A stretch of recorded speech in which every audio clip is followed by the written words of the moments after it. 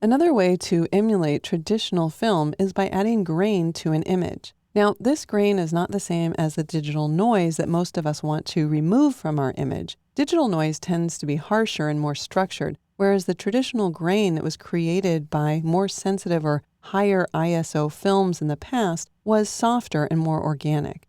So let's start with the long road image and use Command R or Control R in order to open that into Camera Raw. Now, in order to add film grain, we'll want to move over to the Effects panel. You can see at the top we have a grain option, and there's 3 different sliders. But before I start adding the grain, I want to make sure that I zoom in to 100%. So I'll hold down Command Option or Control Alt on Windows, and then tap the 0 key in order to zoom in.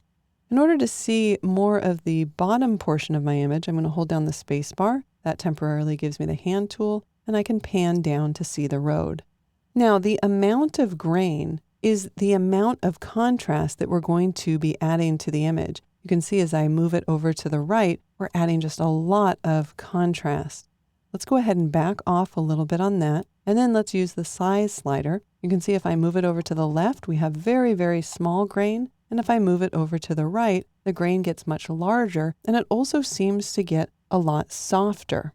Then we'll also use the roughness slider. If I move it down to the left, you can see that the film almost looks like it's been reticulated, which was a process that you would do traditionally in the darkroom by changing the temperature of the developer, and basically it would distort the emulsion and it would cause it to clump together. If we move the roughness slider over to the right, you can see that we're getting a very, very different look and feel to the image.